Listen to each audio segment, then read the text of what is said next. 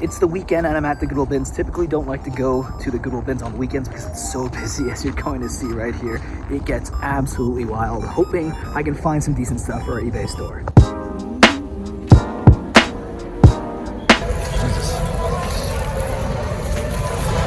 Holy cow, it is an insane day. It's an absolute madhouse. I don't see any toy crates here. Holy crap, look at this. It's an old Power Rangers toy there. Unfortunately, a little too heavy for eBay though, so I'll probably pass on that. It looks like there's a lot of clothing bins today. Don't see a lot of toy bins, so unfortunately I might have to wait before I find anything crazy. So I think I might have found something. It's a Dungeons & Dragons starter kit from 2014. It looks to be complete. I'm still not 100% sold on whether or not I'm going to grab this or not.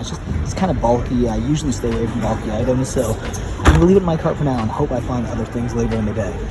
Kind of got excited here. Thought I saw a nice Nike Chelsea jersey, and I believe it is a Nike Chelsea jersey. However, I tried to look up this player here, and it doesn't exist, so don't really know what this is. So I tried looking this up on eBay, can't find anything, so I think it's just the person who bought the jersey, they customized it to their name or something, or a nickname, and yeah, unfortunately, maybe I'm wrong though. Let me know in the comment section if I've got that wrong. It was an excruciatingly slow day at the Goodwill bins, and most of the stuff that came out were clothing bins. And while I do find good clothing from time to time, I just didn't have good luck today. This is one of the reasons why I just avoid going on the weekend. Not only is it really busy, I just don't get a lot of good luck either. However, we do end up finding some toys later in the day. However, I have to wait at the Goodwill bins for over an hour before a toy bin actually arrives. Rummage bin came out, and I found this. This is a vintage 1996, I think. Settlers of Catan, one of the best board games ever. If you haven't played it, it's unbelievable. So it's not in the greatest condition of the actual board game itself, but I think it might be complete. I'm gonna have to do a count on everything here, but nonetheless, it is complete. It's probably gonna sell for about $25 to $40 on eBay, so I might end up picking this up. I'm not sure yet. Still early in the day, kind of being really picky right now, because I don't want so much inventory to just be left in the house and just, not sell and then become like a hoarder or something like that. So just got to be careful. I need to know what sells faster or not. Still have the two board games here for now. And here I am still waiting for a crate toy bin to show up. All we've been getting is clothing and rummage bins, but I'm just in luck because one comes out very soon.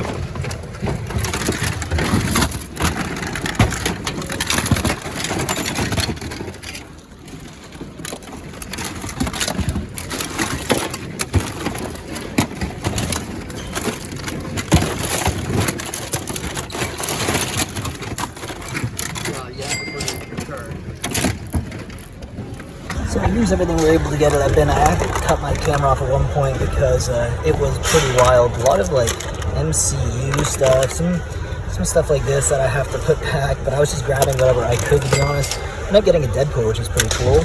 I also got this Voldemort here. They were trying to sell it for $10.50 at Goodwill. I'm not sure if I'm going to pick this up or not since it didn't sell for that price. I'm not sure.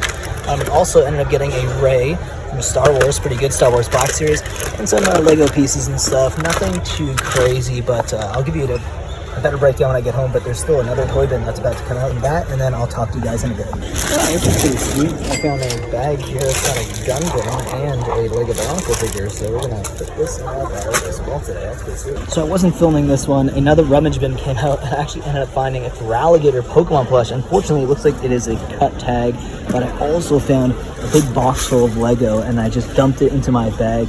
It's pretty awesome because it's all like 90s Lego. There's some space stuff in there. Really cool. I'll give you guys a closer look at this when I get home, but pretty awesome. It went from a pretty awful day to a decent day, I have to say. Nothing too crazy, but you will see everything at the end when I'm home. Did not get anywhere near as much stuff as I was hoping today. It was only £9, and I'm gonna go over everything that I purchased, including some clothing at home. Okay, I just got back in from the bins, and I think we did pretty good considering we only spent $12 on everything that we got here today. Now I'm gonna go over everything, and it was mostly toys. Okay, here it all is. Let's start off with this for alligator plush here. Not bad. Unfortunately, it is got a cut tag, but still, I could probably get between $10 to $20 for that. People who really collect Pokemon plush. Whenever I see Pokemon plush or Jellycats, I usually pick it up. And here we have a Voldemort. Honestly, this didn't sell for $10.50 at the store, which kind of gets me to be a little bit reluctant on this one. But to be honest, when you're just paying for the weight, this is basically like 50 cents, so I thought it was a decent pickup. We did get some Lego. This is probably the best Lego piece we got. It is a Velociraptor here. It is authentic Lego. There's a few other dinosaurs that I picked up, but unfortunately they were not Lego brand. We also got an alligator, a Thor missing his hair and nose. This is not his hair. I know it's blonde, but it's not. Then we just got some random Lego pieces. We also ended up getting this. I know this is actually from a Ninja Turtle set because we've sold this one before. Unfortunately, it is missing some pieces, but if we find them or if we have them already, I'll add those to that as well. This Ninjago character, I think it's supposed to snap onto something. If I figure out what it is, you'll see it on screen. We got some Lego Bionicle characters. They look to sell between like $8 to $10 each. A bunch of action figures here.